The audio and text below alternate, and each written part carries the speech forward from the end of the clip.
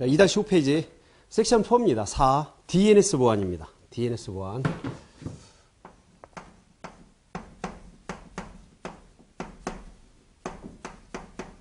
DNS 보안입니다. 자, DNS 개요. DNS가 이제 뭔지를 알아야 되겠죠? DNS 보안하면 DNS. 물론 뭐 여러분들 다 알고 계실 겁니다. 도메인 네임 시스템 또는 도메인 네임 서버라고 합니다. 개념 보면 호스트의 도메인 이름을 IP 주소를 바꾸거나 그 반대의 변환을 수행할 수 있도록 하기 위해 개발된 그러한 시스템 또는 서버를 말합니다. 특정 컴퓨터의 주소를 찾기 위해서 사람이 이해하기 쉬운 도메인 이름을 숫자로 된 그 IP 주소로 변환을 해주는 시스템이다. 간략하게만 설명을 드리면 이렇게 되는 거죠. 우리가 웹에 접속을 하려면 여기서 클라이언트입니다.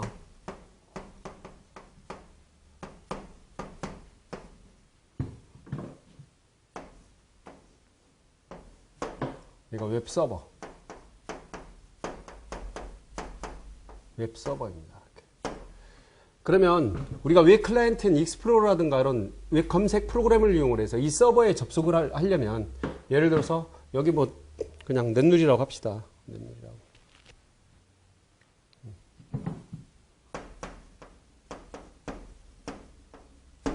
자, 넷누리를 접속을 하려면 여기 익스플로러에 이렇게 입력을 하죠. http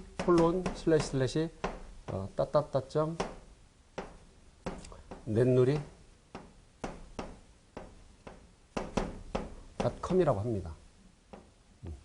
이런 URL을 치고 입력을 시키게 되면 이 외부로 접속을 해야 됩니다. 근데 외부로 접속을 하는데 바로 이렇게 들어오는 게 아니죠. 여기에는 물론 이제 이러한 클라우드에서 이렇게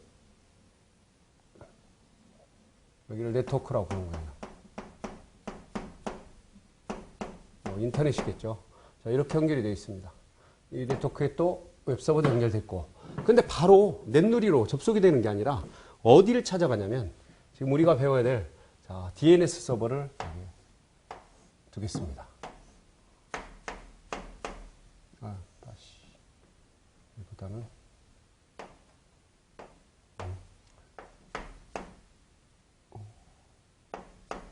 자, DNS 서버가 있게 되죠. 어딘가는 존재합니다. 네트워크상의 DNS 서버는 어딘가는 존재한다는 얘기예요. 당연히 DNS 서버도 이 네트워크에 연결되어 있습니다. 그럼 이 DNS 서버에는 뭐가 저장이 되어 있냐면 이 DNS에 저장되어 있는 정보는 자, 일단 넷누리.com이라는 우리 뭐라고 그래요? 도메인 이름이라고 그러죠. 이름과 예를 들어 넷누리의 IP 주소가 만약에 123.123.123.100이에요. 그렇다면 여기에 보면 숫자로 된 IP 주소가 이렇게 이미 등록을 할 때 넷누리.com이라는 그런 도메인을 등록을 할 때 IP 주소와 넷누리.com이라는 도메인을 동시에 DNS 서버에 저장을 해놓게 되는 겁니다. 그래서 어떤 사용자가 넷누리.com이라는 걸 물어올 때 이 DNS 서버는 이 IP 주소를 알려주게 되죠. 그래서 여기에서 만약에 http://넷누리라고 하고 여러분들의 엔터키를 땅 치게 되면 클라이언트는 넷누리로 직접 접속을 하는 게 아니라 어디로 가요? 이 첫 번째 가는 데가 DNS 서버를 찾아가게 됩니다. 이렇게. 야, 누가 넷누리.com이라고 쳤는데 걔 IP 주소가 뭐니? 라고 여기서 물어봐요. 이걸 질의라고 그래. 쿼리. 왜냐면 이 네트워크에서는 IP 주소를 가지고 찾아다니죠. 이 도메인 이름은 모른단 말이죠. 몰라요. 그래서 얘한테 클라이언트가 넷누리.com의 IP 주소가 뭐니? 라고 쿼리를 하게 됩니다. 질의를. 그렇게 하면 여기서 응답을 해줘요. 걔 DNS 서버는 알고 있잖아요. 123.123.123.100이야 라고 알려주게 되면 그때서 비로소 이 클라이언트는 어디로? 넷누리 서버로 이렇게 접속이 되는 거죠. 이렇게 봤을 때 얘의 역할을 확실히 알 수 있겠죠, 이제는. 그죠? 이 도메인 이름을 IP 주소로 변환한다든가 지금 우리 책에 나왔듯이 또는 이 IP 주소를 역으로 도메인 네임으로 바꿔주는 겁니다. 그러면 도메인 이름을 IP 주소로 바꾸는 건 네임 서버이기 때문에 뭐가 주예요? 도메인이기 때문에 이걸 우리는 정방향이라고 해요. 포워드. 정방향. 그럼 다시 숫자 주소를, 그러니까 IP 주소를 도메인 네임으로 바꾸는 거는 우리 여기죠. 왜? DNS 서버 도메인 네임 시스템이니까 봐. 얘를 가지고 얘로 변환해주는, 매핑을 시켜주는, 해석을 해주는 역할을 하는 거죠. 얘를 역방향이라고 합니다. 리버스. 역방향 해석을 해주는 거죠. 근데 주는 정방향이죠. 우리가 막 IP 주소를 가지고 도메인을 변환시켜줄 이런 거 없다는 얘기죠. IP 주소 알면 IP 주소로 직접 접속할 수도 있게 되기 때문에. 그래서 일단 DNS 서버는 뭐예요? 도메인 이름을 가지고 IP 주소로 변환해주고 또는 매핑해준다, 해석해준다, 또 찾는다 이런 얘기를 한단 말이죠. 그래서 얘가 하는 역할이 이렇다는 얘기예요. 책에서 이렇게 표시를 해줘. 이러한 도메인 이름이 거의 이제 계층구조로 나타나죠. 자, 루트가 있고요. 그 다음에 최상위 도메인이 이제 닷컴이라든가 이런 거 있습니다. 그 다음 2계층 도메인, 3계층 도메인 이렇게 구성이 되어 있다는 걸 여러분들이 기억하시면 되고, 그 다음에 세 번째 보면 도메인의 영역이 있죠. DNS의 영역, 주요 영역이 있습니다. 해당 DNS 서버가 해당 영역에 대한 관리 책임이 있는 영역을 말한다. 우리 여러분들이 그 DNS 서버를 구축해 본 그런 학생들도 있을 텐데요. 그렇다면은 이 주영역, 보조 영역을 금방 이해할 수가 있을 겁니다. 보조 영역은 주 영역을 가지고 있는 다른 DNS 서버로부터 해당 주 영역의 데이터를 전송받아서 클라이언트들의 질의할 때 응답만 해준다라고. 그래서 마스터다, 슬레이브 이런 얘기도 합니다. 주다, 보조다 했을 때 DNS 서버에서는. 그리고 영역 위임, 특정 도메인의 관리 권한을 다른 서버로 위임해 주는 것을 말한다. 일반적으로 하는 그런 역할은 아닙니다. 일반적인 역할은 주영역과 보조 영역, 마스터와 슬레이브 이렇게 영역을 하게 되죠. 자, 정방향 조회, FQ, DN. 우리가 도메인 네임은 DN이죠. 그 서비스 해주는 걸 DNS라고 그러고, 여기서 살짝 보면요. 여기서 도메인 네임이라 하면은요. 우리는 넷누리닷컴이 도메인 네임입니다. 도메인 이름이죠. 도메인 네임 해도 되고, 뭐, 도메인 이름. 도메인 이름입니다. 그럼 따따따는 뭘까요? 얘는 호스트 이름이에요. 호스트 이름. 그죠? 호스트 이름. 호스트 이름이라는 얘기죠. 우리가 일반적으로 도메인 네임 하면 뭐야? 넷누리닷컴이 도메인 네임입니다. 그럼 따따따는 뭐냐? 호스트 이름이에요. 그냥 컴퓨터 이름이라는 얘기죠. 여기서 나와 있듯이 FQDN이 뭐냐? 이거죠. FQDN. FQDN. FQDN은 호스트 이름 플러스 도메인 이름까지를 다 FQDN이라고 합니다. 자, Fully Qualified Domain Name입니다. Fully, 그냥 모든 거, 호스트 이름과 이 도메인 이름까지 모두를 우리는 FQDN이라고 따로 불러요. 도메인 네임이라고 하지 않고. 그래, 정방향 같은 경우는 FQDN을 IP 주소로 변해주기 위한 데이터 영역이다. FQDN이 나오죠? 이해하시겠죠? 그 다음에 역방향 영역은 IP 주소를 FQDN 변환해주기 위한 거죠. 정방향은 뭐라고 했습니까? 도메인 이름을 가지고 이 IP 주소로 변환해 줄 때. 역방향이죠? IP 주소를 도메인 네임으로 변환해 줄 때 사용한다는 얘기죠. 그 얘기가 이 얘기입니다. 자, 그 다음에 58페이지로 가시면 거기에 나와 있습니다. 이제 DNS의 기본 원리가 나와요. DNS의 기본 원리.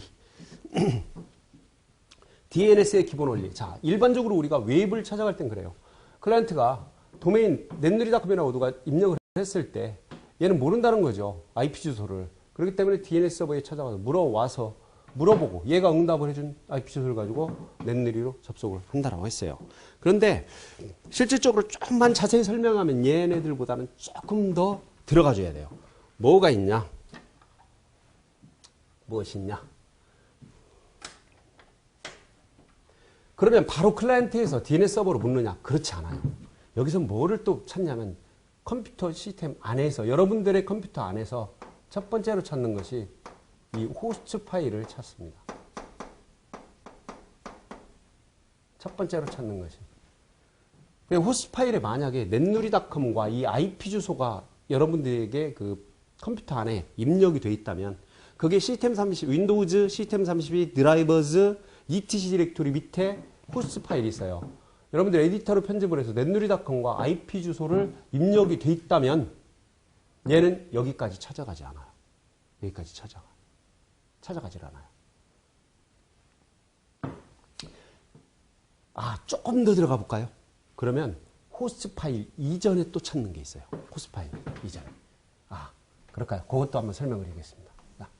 첫 번째로 찾는 거는 호스트 파일보다도 그 이전에 뭘 찾냐면 DNS 캐시를 찾습니다. 컴퓨터 안에 DNS 캐시. 왜냐면 이전에 내가 컴퓨터를 켜가지고 넷누리를 한번 들어갔다 왔다면 가상 파일로 내 컴퓨터 안에는 캐시 파일로 DNS 캐시가 저장이 되어 있어요. 그러니까 넷누리닷컴하고 그 다음 IP 주소가 얘가 있다면 당연히 얘 찾아가지 않죠. 그리고 얘가 없으면 만약에 그때 이제 호스트 파일을 또 찾아가게 돼요. 컴퓨터 안에 있는 호스트 파일이라는 걸 찾아가요. 좀 전에 얘기했죠. 시스템 밑에 윈도우즈 밑에 시스템 32 밑에 드라이버스 밑에 etc 디렉토리. 얘도 없으니까 얘한테 나가는 거거든요. 얘가 세 번째로 가는 거예요. 그러니까 세 번째 DNS로 가는 거지 세 번째가 세 번째. 그리고 이 캐시가 만약에 여러분들이 뭐 네이버를 들어갔다 온다. 그러면 컴퓨터를 끄기 전까지는 캐시 파일로 저장이 돼요. 그래서 한번 네이버를 처음에 들어갈 때는 조금 느린 것 같은데 그 다음 들어갈 때는 좀 빠르게 들어가죠. 왜 그러냐면 한번 캐시 파일이 있으면 첫 번째로 얘를 읽어서 왜 얘가 가지고 있을 테니까 한번 들어갔다 왔으면 가지고 있거든요. 캐시에. 그러면 DNS 서버까지 찾으러 가야 한가요? 안 가. 이 정보를 가지고 그대로 넷누리를 접속을 한 겁니다. 뭐 네이버를 접속을 하고. 그러니까 좀 빠르게 느껴진 거예요, 여러분들이. 자, 이런 과정을 거친다. 그런데 이 DNS 서버는 보세요. 그 58페이지 위에 보면은 여러분들이 생각하는 mydomain.com이라는 DNS 서버가 있죠. 그게 첫 번째입니다. 첫 번째. 여기 있으면 그래 처리하죠. 없으면 어디로 가요? 그 다음에는 루트 DNS 서버라고 또 있습니다. 그 다음 .com DNS 있죠. 거기도 없으면 myname.com DNS 서버로. 그래서 차례차례 쿼리를 하게 돼요. 하지만 우리가 일반적으로 DNS는 이게 우리가 하나를 두게 되죠. 이렇게. 근데 여기에 없을 수는 있겠지만 루트까지 거의 없습니다. 그럴 일은. 대부분은 이걸 로컬 DNS라고 하거든요. 얘 없고 얘는 당연히 없을 거예요. 왜? 여러분들이 이걸 설정해서 쓰는 사람은 없잖아요. 얘는 있겠지. 얘는. 뭐 넷누리 한번 접속하고 나오면 DNS 캐시가 자동으로 생성돼요. 그래서 시험에 나왔지 않습니까? DNS 캐시 확인하는 명령어가 뭐예요? 시험에 나왔어요. DNS 캐시 확인하는 명령어. 자, DNS 명령어 한번 정리할까요?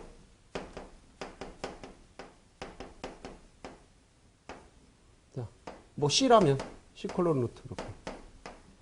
뭡니까? 여러분들 IP 컴피그 명령 아시죠? 자, IP 컴피그. 한 칸 띄우고 DNS를 내 지금 PC 안에 한 번 내가 넷누리닷컴을 접속했느냐 네이버를 접속했느냐를 보려면 안 보이잖아요. 파일로 돼 있는 게 아니고 임시 파일로 돼 있으니까 하고 뭐예요? 슬래시 디스플레이 DNS. 여러분들 한번 지금 동영상 정지하고 살짝 해보세요. 디스플레이 DNS라고 치면 내가 어느 사이트에 접속돼 있던 한번 접속해봤다라면 그 접속된 사이트들의 DNS가 쭈르륵 리스트가 뿌려집니다. 그러면 걔를 또 삭제하고 싶죠? 삭제하고 싶을 때는 어떻게 해요? DNS, IP, config, IP config, 슬래시, 플러시 DNS예요. 플러시 DNS. 얘는 정보 검색. DNS 정보 검색. 캐시입니다. 검색. 확인. 뭐 검색? 정보 확인이 낫겠네요. 검색보다는 확인. 확인. 얘는 정보 삭제. DNS 정보 삭제. 할 때 플러시 DNS. 이게 시험 문제 그대로 나왔었죠? 필기에도 나오고, 이제 실기에도 나오고, 이렇게 합니다. 여러분들 꼭 기억을 해야 되죠. 자, 여기에 얘네들 지금 명령은 뭐예요? 이 캐시에 대한 정보를 보거나 또는 삭제할 때 쓰는 거죠.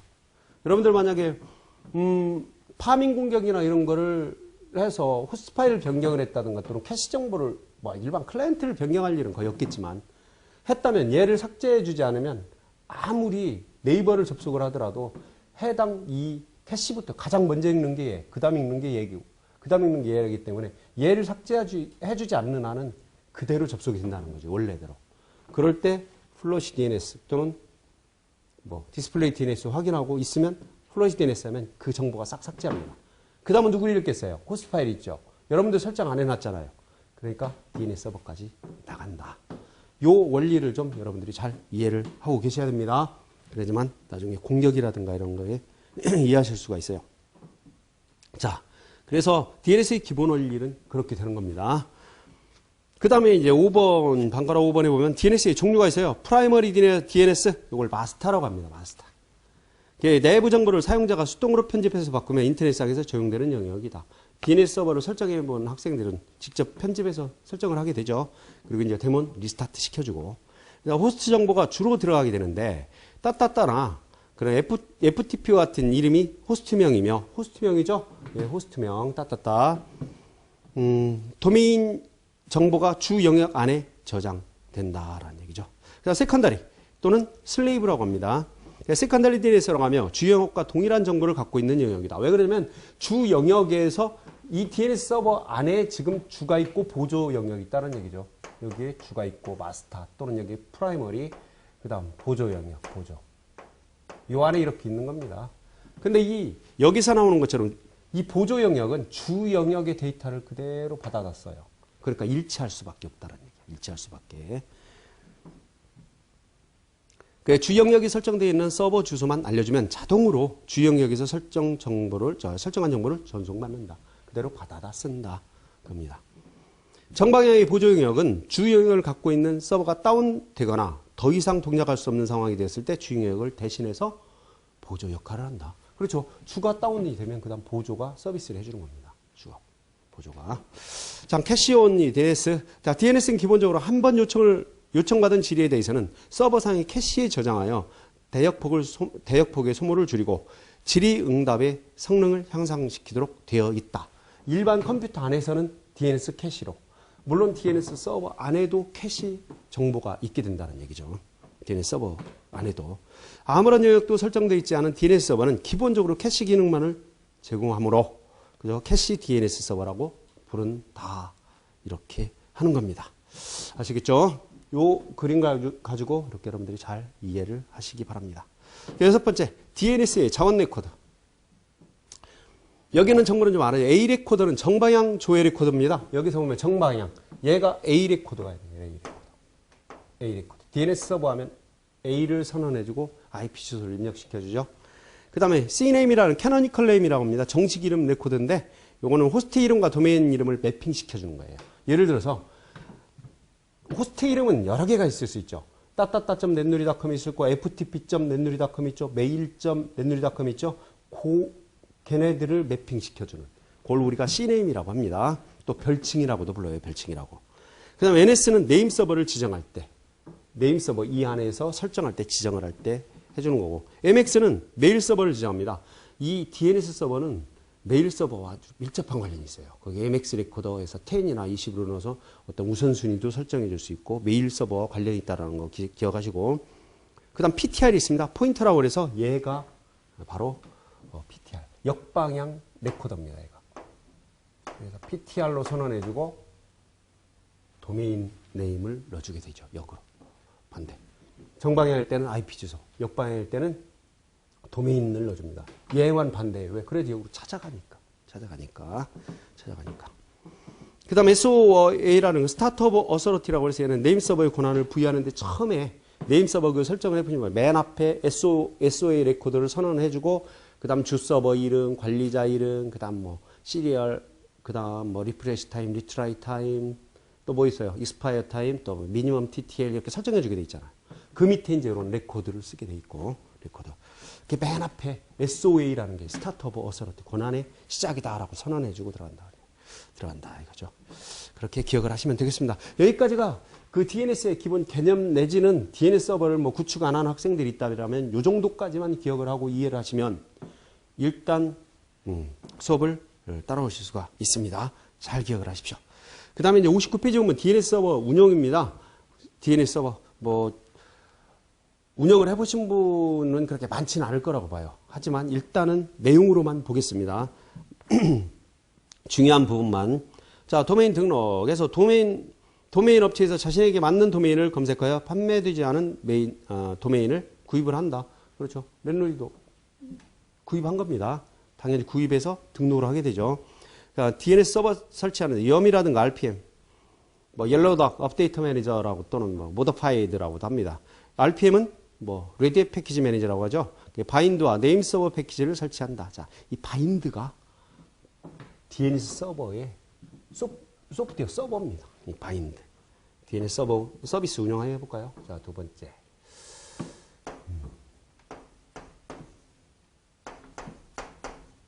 DNS 서비스 운영.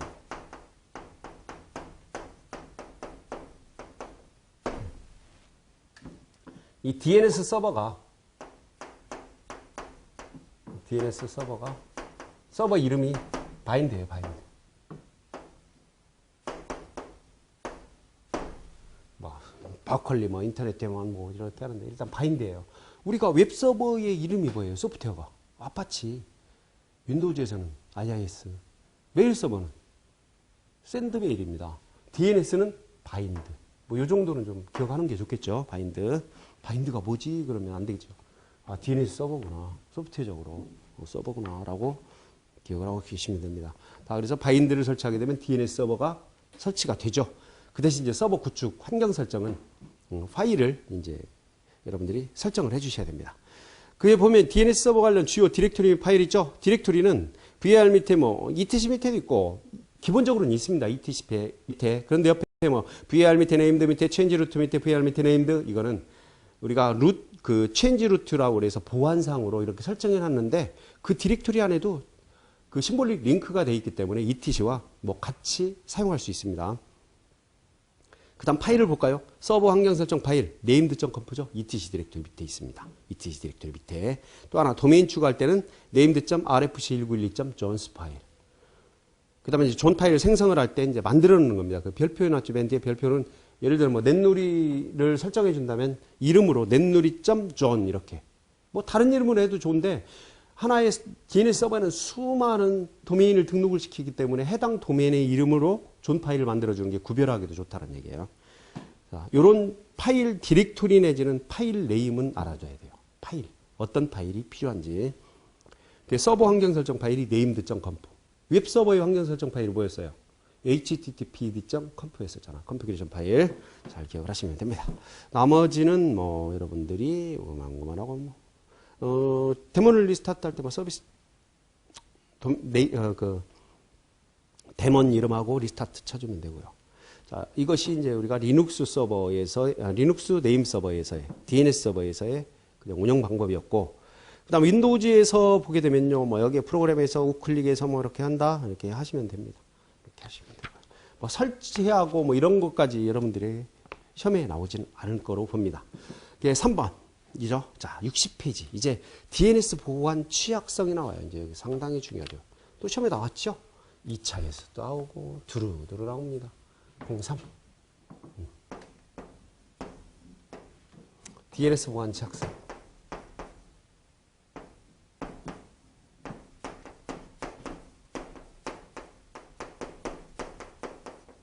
DNS 보안 취약성이다. 자, DNS 서비스 공격 취약점, 바인드 네임 서버가, 네임 서버 바인드라고 그랬죠? DNS 서버가 특수하게 조작된 R 데이터 로드 이후 리소스 리코드를 요청할 경우에 바인드 DNS가 마비되는 취약점이 있었다. 지금은 사라졌어요. 그 이전 버전에서 이런 것들이 있다. 현재 ISC에서 보안 업데이트로 완료를 해서 끝났다는 얘기죠. 하지만 이런 일이 있었다라는 것만, 그 과거만 여러분들이 기억하면 돼요. 그리고 나서는 이제 두 번째 DNS 캐시 포이즈닝 공격이 있습니다. 자, 공격이 하나 나오죠. 공격이.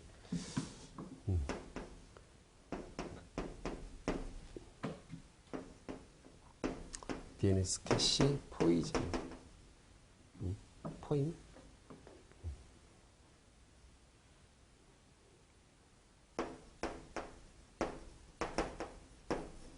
DNS 캐시 포이즈닝. 캐시를 공격하는 겁니다. 변조해서. 자, 취약한 DNS 서버에 조작된 요청을 전송해서 조작된 요청. 이 DNS 서버에 조작된 요청을 한다는 겁니다. 요청하여 전송하여 DNS 서버가 저장하고 있는 주소 캐시 정보를 임의로 변조하는 겁니다. 예를 들면 여기 캐시, 물론 클라이언트에도 이런 캐시, DNS 캐시 아마 개인이 쓰니까 별거 아닙니다. 그렇죠? 하지만 이 DNS 서버에도 캐시 정보가 있는데 그걸 조작된 정보로 그 캐시 정보를 바꿔버리는 거죠. 왜냐하면 캐시 정보를 1차적으로 사용하니까. 그럼 만약에 넷누리 같은 거, 넷누리닷컴이 123.123.123.100인데 IP 주소가 넷누리닷컴을 예를 들어 공격자가 원하는 111.111.111. 뭐 100이에요. 이렇게 해서 그 캐시를 변조를 시켜놓으면 여러분들이나 또 넷누리를 접속하는 사람이 넷누리닷컴을 입력하게 되면 어떤 IP로 접속이 돼요? 111.111.111.100으로 접속이 되는 거죠. 그게 파밍이에요. 예를 들어서 파밍도 충분히 가능하다는 얘기죠. 자기가 원하는 똑같은 사이트를 만들어 놓고 해당 사이트로 접속을 할 수 있도록 캐시를 변조시키는 공격을 우리는 뭐라고 그런다? DNS 캐시 포이즈닝 공격입니다. 시험에 나왔었죠. 그 밑에 또 볼까요? 클라이언트들이 도메인을 사용하여 사이트 접속 시 조작된 다른 사이트로 접속하게 된다. 이걸 우리 파밍 공격 이런 얘기 많이 하죠.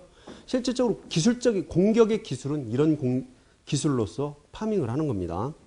그 다음 DNS 질의 요청 시 출발지, 목적지, 포트, 요청 처리 아이디를 부여할 때 예상하기 쉬운 이메일 값이 생성되는 것을 예측할 경우 캐시 조작이 가능하다는 취약점이 있다. 예측이 가능하면 보안은 취약한 겁니다.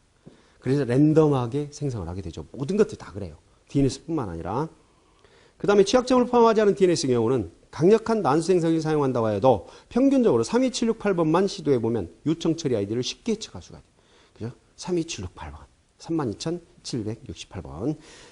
그래서 취약점을 내포한 DNS의 경우는 더 적은 수의 시도만으로 예측이 가능하다.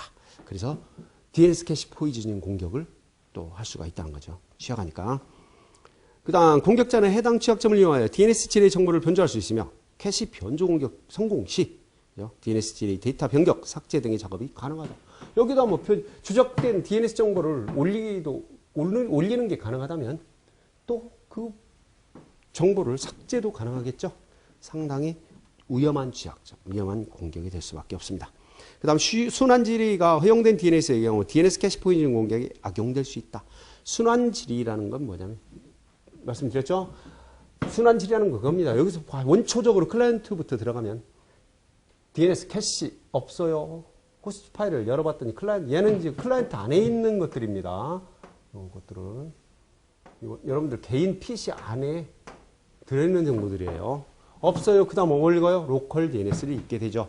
얘 없으면 뭘 읽는다고 그랬어요? 루트 DNS, 그 다음 다큰 DNS 서버, 그 다음 또 일반 KR DNS 서버, 그렇게 해서 하나하나 순차적으로 물어보는 걸 우리가 리커시브 또는 리커전, 순환질이라고 합니다.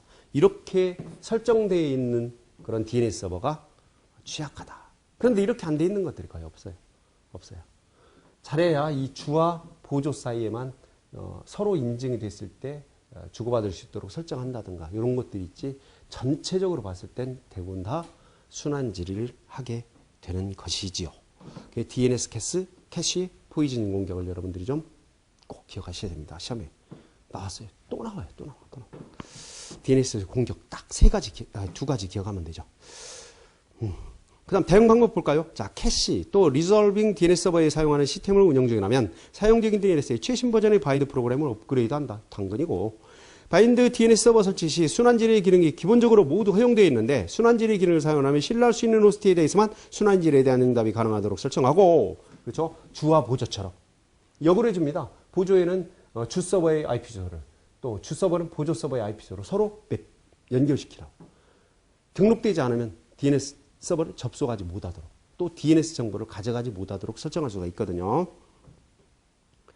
바인드는 방화벽과 라우터에서 DNS 서비스를 자주 사용하기 때문에 만일 필요하지 않은 서비스라면 제거시킬 것을 공고한다. 그렇죠. 어떤 서버에 DNS 서버를 꼭 자체적으로 운영할 필요는 없어요. 예를 들어 넷누리 서버에 지금 DNS 서버 작동하나요? 안 합니다. 왜? 다른 DNS 서버를 이용해서 사용하거든요. 근데 여기에다가 DNS 서버를 괜히 굳이 등록시킬 필요는 없다는 얘기죠. 왜? 그걸 공격하게 되면 또 서버에 위협을 받으니까. 그러니까 불필요한 서버는 운영하지 않는 게 좋다는 거죠. 운영하지 않는 게. 그렇다면 꼭 이제 내부로 운영할 필요가 있을 때, 그때만 DNS 서버를 운영하라. 자, 여기까지가 DNS 캐시 포이즈닝 공격이었습니다. 자, 그 다음에 이제 또 하나 나오죠. 뭐가요? DNS 스푸핑 공격입니다. DNS 스푸핑 공격.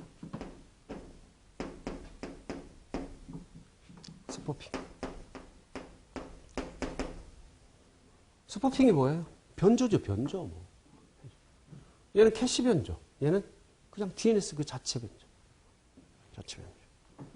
자, DNS 프로토콜 자체의 주역성으로 캐시 DNS에 저장된 지리 정보를 우위 변조하는 것을 의미를 한다. 여기 지금 캐시라고는 하지만 실질적인 일반적인 마스터나 슬래브의 정보도 포괄하는 겁니다. DNS 스푸핑 공격은. 그 다음 DNS에서 DNS 지리 처리와 출발지 포트 번호를 부여할 때 예상하기 쉬운 넷너값을 사용하기 때문에 발생하는 보안 취약점을 보안 공격 행위고, 그 다음 공격자가 지정한 주소로 DNS 캐시 변경이 가능하여 악성 코드 감염 등에 악용 가능하다. 어차피 변조입니다. 변조. 도메인 네임과 IP 주소 변조. 그래서 캐시 포이즈닝 공격과 DNS 스푸핑을 여러분들이 잘 기억을 하시라. 방법은 똑같습니다. 이렇게 변조해서 넣는 거. 캐시를 주로 하느냐 아니면 DNS 서버 자체 주냐 서버냐를 같이 해주느냐 그 차이입니다. 그 다음 대응 방법. ETC 밑에 호스트 파일에 주요 URL과 IP 주소를 등록해서 쓴다. 이 얘기는 뭐였냐면 이 호스트 파일에 예를 들어서요. 호스트 파일에 넷놀이 .com 그 다음 IP 주소가 123점이죠.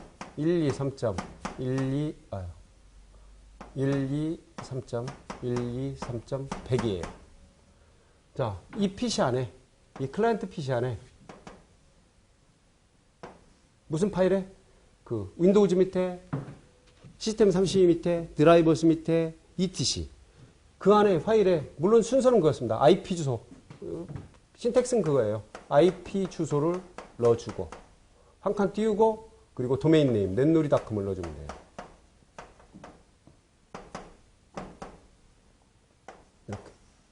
이렇게. 에디터로 편집하면 됩니다.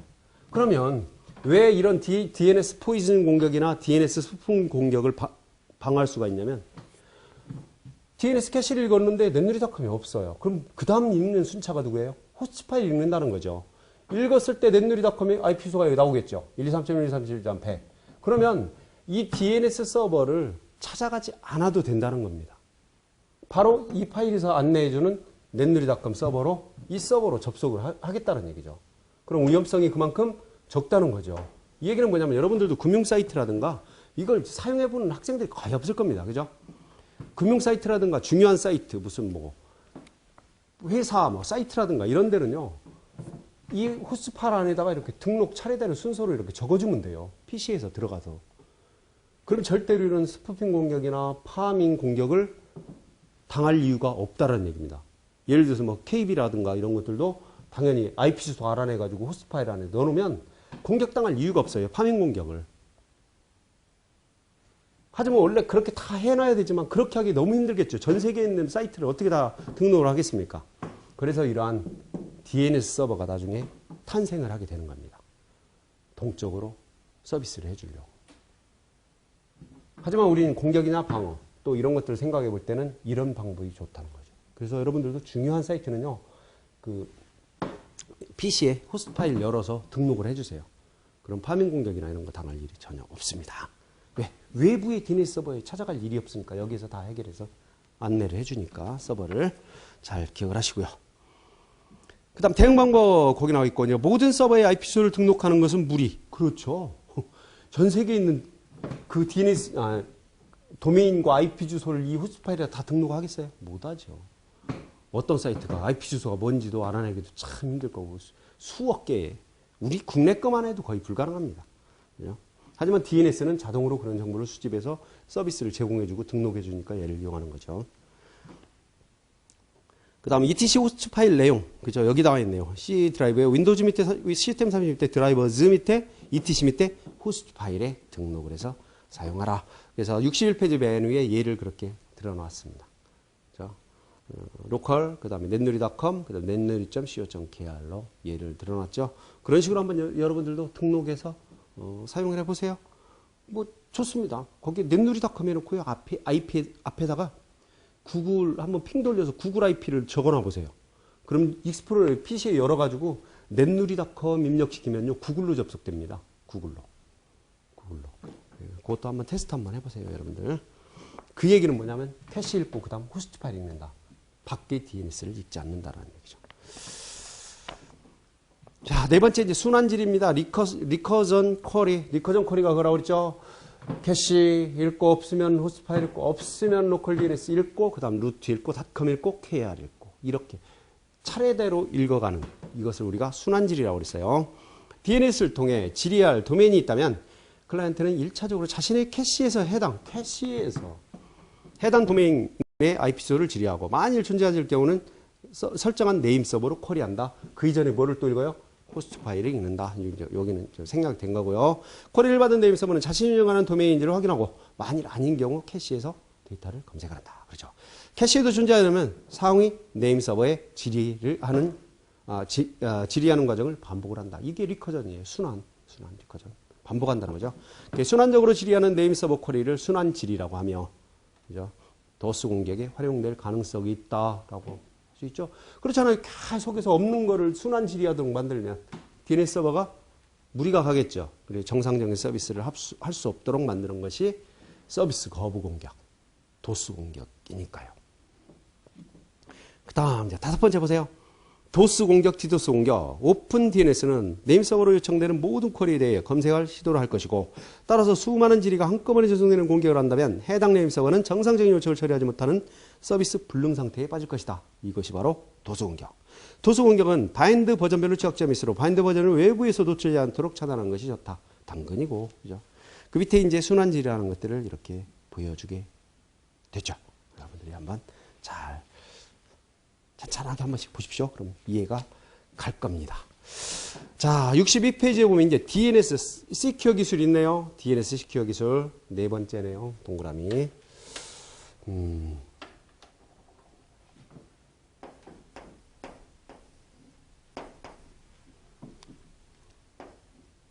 DNS죠. DNS 섹이라는 기술입니다. 시큐어 기술. 자, 파밍 있어요. 파밍. 도메인 네임이 위변조된 주소로 매핑되어 위장된 서버에 접속하게 하는 것을 말합니다. 그렇잖아요. 여기.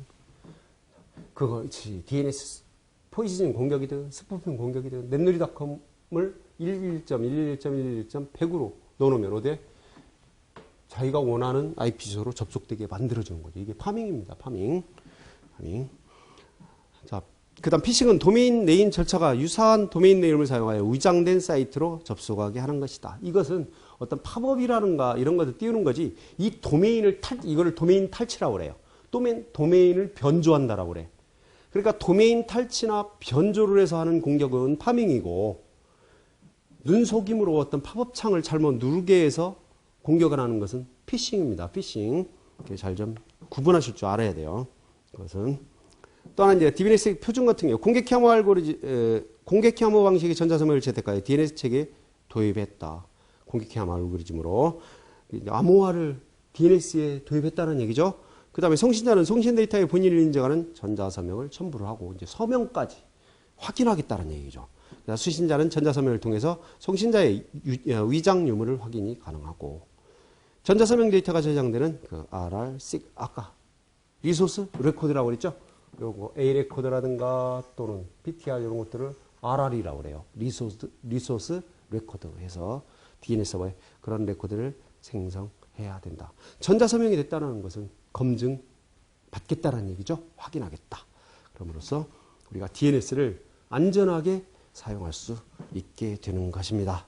자, 여기까지 해서 섹션 4 DNS 서버 보안, DNS 보안에 대해서 마치도록 하겠습니다.